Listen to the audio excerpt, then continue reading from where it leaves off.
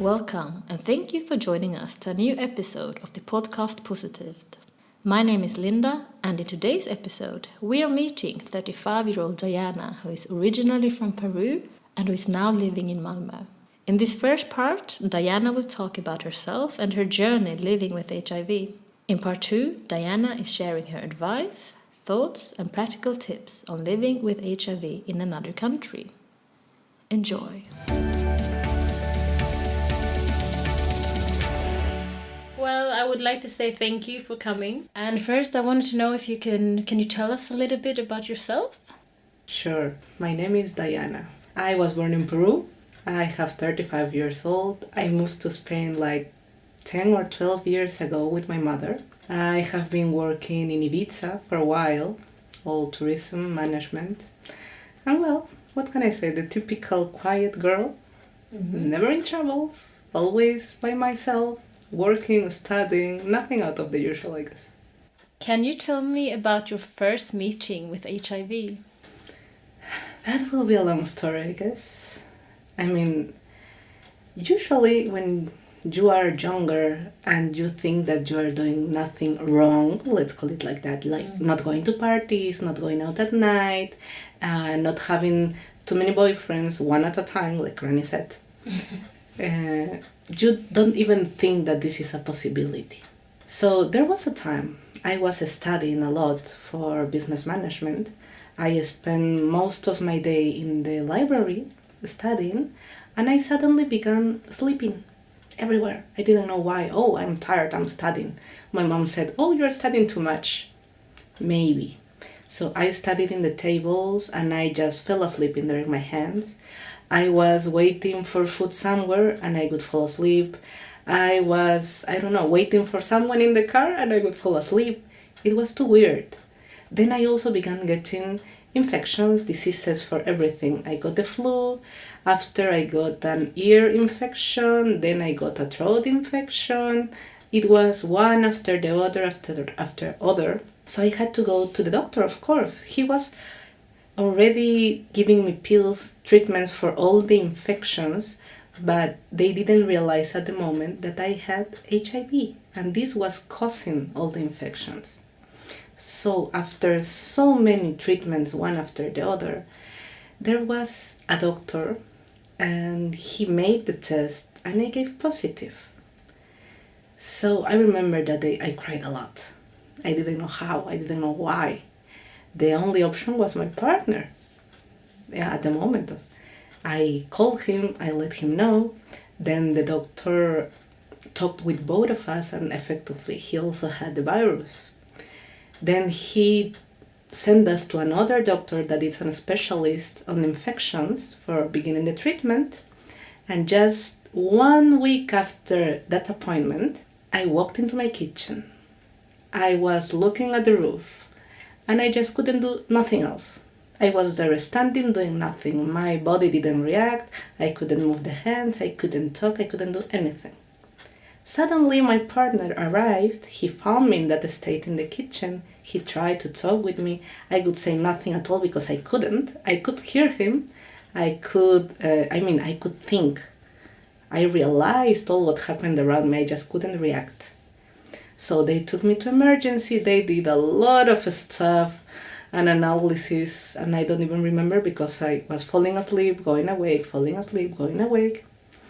And I had an inflammation on the brain. That's what took me 1.5 months in the hospital. And after I was finally discharged, I could begin the HIV treatment. And it took nothing to be unmeasurable after that, I guess. 25 days, 1 month, more or less. How did you feel when all of this was going on? What was your emotions and what was your thought process like? Lost. And confused. I had no idea why, when can something else happen, how can I fix it, if it can be fixed. I was very, very confused and scared. Because I didn't know what was happening. Oh, and the doctors, in this case in Spain, wouldn't give you all the information. It's like they keep everything for themselves. And how did you find information? How did you come to that place where you got the information? It has took me years of research for myself to find proper information. Googling, books. I didn't have the courage to meet people at that time, so it couldn't be by people. It had to be all by myself without asking anyone. Not even my mother knew about it. For her, I was just, I remember I told her, no, Mom, what happened all this time is that I have a lack of vitamin D, so my defenses are very low, so that's why I'm getting all these infections, so she couldn't get affected by the news. And she believed me. Good. Wow. So, what perceptions and knowledge did you have before you got diagnosed? Before I thought I knew a lot, because I'm always the kind that reads, that tries to get informed. But I really knew nothing. Probably the only stuff that everyone knows. It's an infection. It can get infected through sex, when you don't use a condom.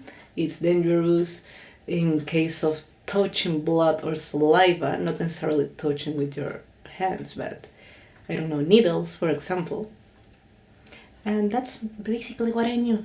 Nowadays, the information is so huge after that I really can say that I knew nothing. How do you find yourself if you compare yourself when you have more knowledge? How does it make you feel? A little dumb, actually, for thinking how I thought before.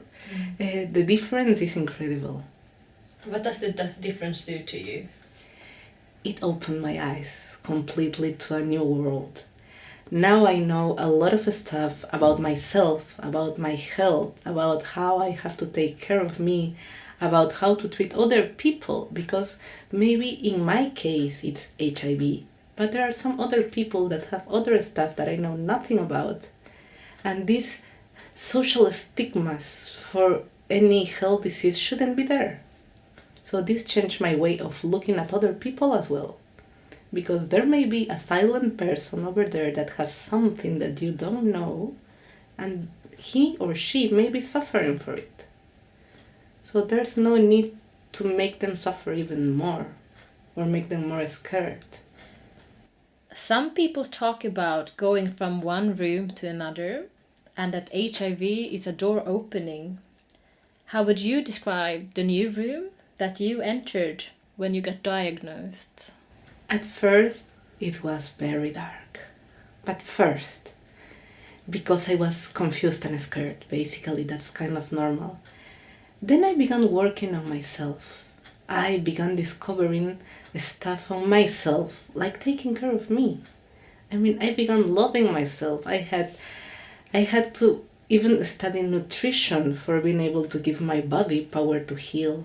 I was every day cooking stuff with all the vitamins. I remember I said okay, I have orange color, I'm missing the yellow, I'm missing the green, I'm missing the white, and I'll try to make all of the colors appear in my plate just for my body to get all the vitamins it needed for heal. Because we have meds, but there is also something we can do by ourselves.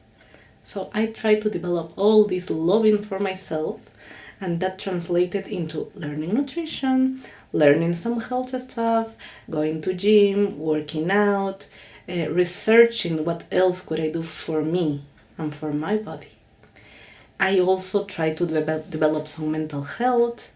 I went to yoga, to Pilates. In general, I tried to look for, a way to be good, to feel good mentally, physically. It was a whole pack that I had to develop. All this stuff, I didn't do it before. It's like before I didn't even see that I needed it. And now, after I got diagnosed, I realized I have to take care of myself. So for me, it has been a whole opening to a new world where I have to love myself. That's basically it. How did you find the strength to do this? In myself. There's no other person that will do it for me. It's me and it's my body. So I have to do it. It's self-esteem, self-love. That's what I learned through all this. And how have you changed as a person since being diagnosed? I guess I have become stronger. I don't care at told what other people think or say about me nowadays, and before that could affect me. Now I can send them all to hell if they tell me something wrong.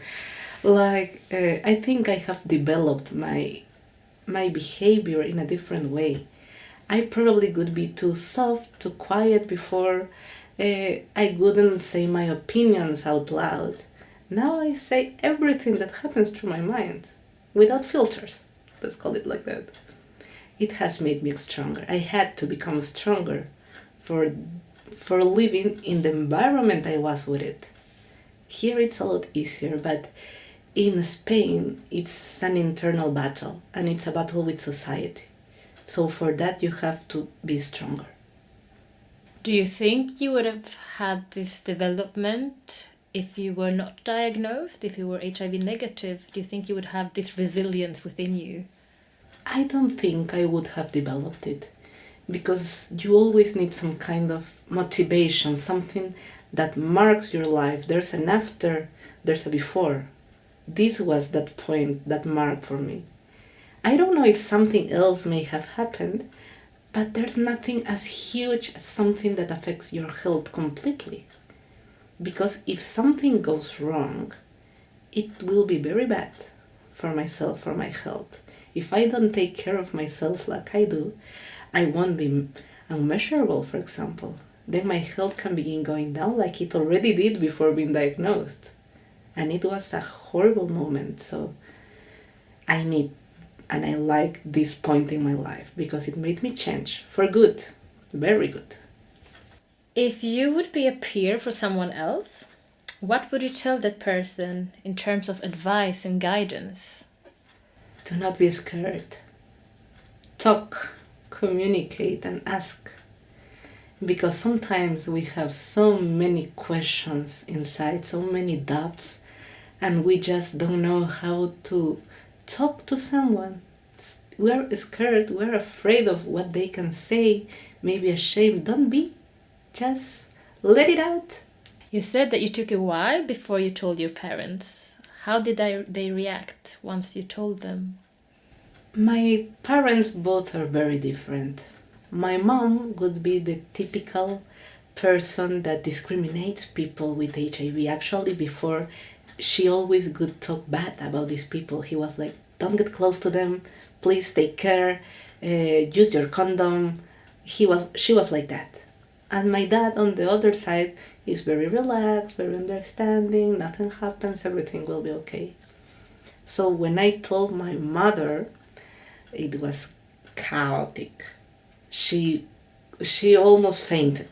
And she would still tell me, don't tell anyone, it has to be a secret. My dad, on the other side, he was like, okay, please remember to take your pills, be healthy, take care of yourself. Nothing else. And he hadn't mentioned it again, ever. My mother, on the other side, is always like, have you taken your vitamins? Are you running? Are you, I don't know, taking your other pills? Are you going to the doctor? Are your blood samples okay? Yes, mom. Yes, mom. Remember not to tell anyone. Okay, mom.